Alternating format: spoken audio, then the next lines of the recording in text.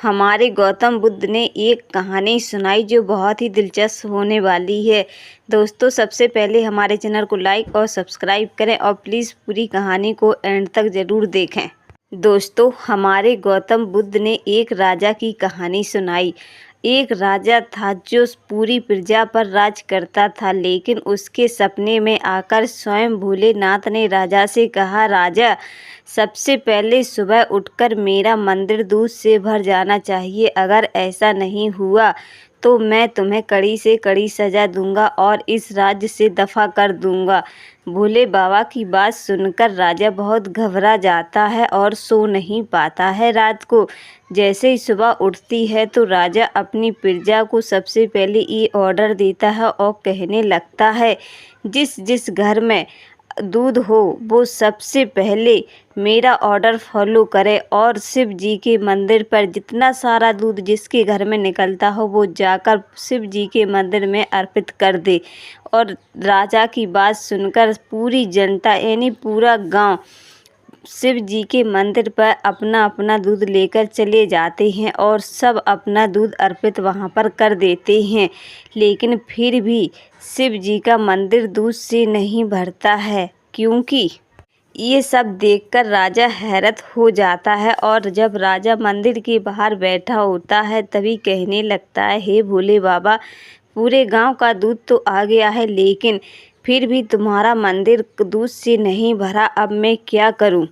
लेकिन जब राजा को एक बात पता चली तो उस बात से राजा बहुत क्रोधित हो जाते हैं, क्योंकि एक सैनिक ने राजा को आकर बताया, राजा जी, एक बूढ़ी औरत है जो अभी तक अपना दूध लेकर घर से यहाँ मंदिर नहीं आई। उसकी बात सुनकर राजा बहुत क्रोधित हो जाते हैं।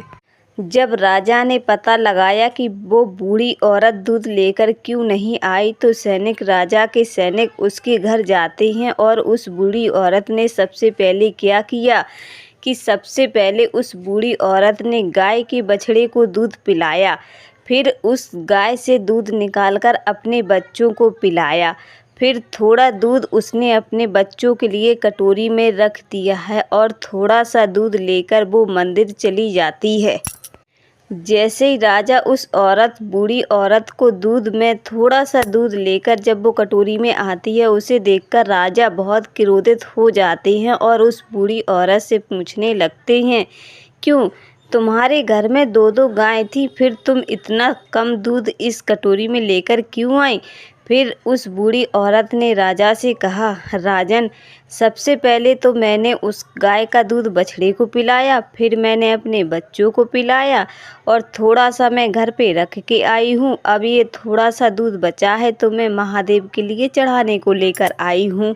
उस बूढ़ी औरत की बात सुनकर राजा बहुत क्रोधित हो जाते हैं और उस औरत को डांटने लगते हैं। फिर राजन कहने लगते हैं कि तुम्हें बहुत बड़ी सज़ा मिलेगी। तुम्हें पता नहीं था मैंने क्या कहा था? अगर जिसने अपना दूध घर में एक बूंद भी रखा तो मैं उसे कड़ी से कड़ी सज़ा दूंगा, लेकिन तुमने मेरी आज्ञा का पालन नहीं किया है। तो वो बूढ़ी औरत राजा से कहने लगती है, हे राजन, मैं आपकी सज़ा भुगतने के लिए तैयार हूँ। सबसे पहले मुझे ये छोटी सी कटोरी में जो दूध है, पहले मैं इस दूध को शिव जी के मंदिर में अर्पित कर दूँ, फिर उसके बाद जो तुम्हें सज़ा देनी है मुझे मंजूर है। तो राजा उसकी बात सुनकर कहने लगता है, ठीक है, तुम पहले दूध चढ़ा दो, फिर मैं तुम्हारी सज़ा तय करता हूँ। फिर वो बूढ़ी औरत शिव जी के मंदिर में दूध लेकर जाती है। जैसे ही वो औरत शिव जी के मंदिर में दूध चढ़ाती है तो शिव जी का मंदिर पूरा भर जाता है दूध से लबालब। ये सब देखकर सैनिक और राजा हैरान हो जाते हैं और उसी वक्त शिव जी प्रकट हो जाते हैं। फिर राजा और पूरी सेना शिव जी को नमन करती है और कहने लगते हैं, राजा, कि ये चमत्कार कैसे हुआ? तुम्हारी कटोरी में तो थोड़ा सा दूध था, फिर ये शिव जी का मंदिर कैसे भर गया? फिर उसका उत्तर खुद स्वयं भोलेनाथ ने दिया है। फिर भोलेनाथ कहते हैं, हे राजन, क्योंकि तुम्हें पता है मैं इतना दूध चढ़ाने के बाद भी मेरा मंदिर क्यों नहीं भरा? क्योंकि इस औरत ने अपने सबसे पहले उस बच्चे को दूध पिलाया जो उसकी माँ दूध देती थी, क्योंकि सबसे पहले उसने उसका पेट भरा, फिर अपने बच्चों का पेट भरा, फिर जाके थोड़ा सा उसने अपने घर में रखा है ताकि किसी को दिक्कत ना हो, भूखे ना रहें।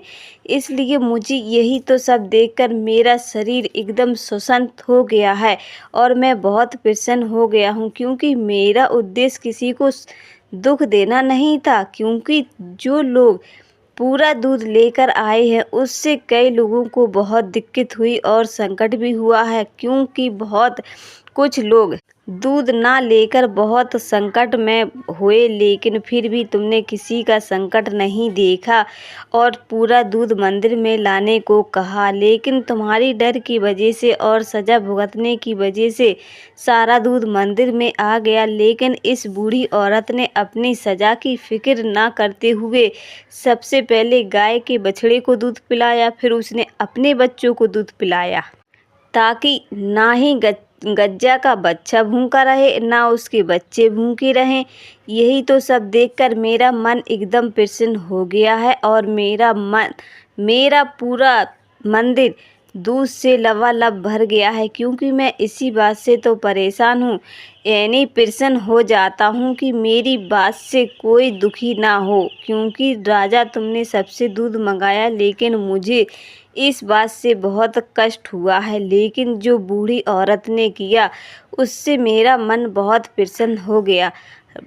श्याम महादेव की बात सुनकर राजा को अपनी गलती का एहसास हुआ और उस बूढ़ी औरत से माफ़ी मांगी कि मुझे माफ़ कर दो। तो दोस्तों, आपको इस कहानी से क्या सीख मिलती है? हम अगर किसी की मदद करना चाहें तो वो बुरी बात नहीं है, हम किसी की मदद कर सकते हैं, लेकिन स्वयं को कष्ट देकर नहीं, ना ही अपने परिवार को कष्ट देकर हम किसी की मदद करेंगे। अगर हमने स्वयं को कष्ट दिया, अपने परिवार को कष्ट दिया और दूसरों की मदद की, तो उससे स्वयं महादेव भी नाराज़ हो जाते हैं, क्योंकि उन्हें भी कष्ट हुआ है। तो हम सबसे पहले अपने आप को खुश रखेंगे, फिर उसके बाद जो बचेगा फिर हम दूसरों की मदद करेंगे। इससे भगवान बहुत प्रसन्न होते हैं। यही तो हमारे गौतम बुद्ध ने कहा है, अगर किसी की मदद करनी है तो सबसे पहले स्वयं की मदद करो, फिर दूसरों की मदद करना सीखो।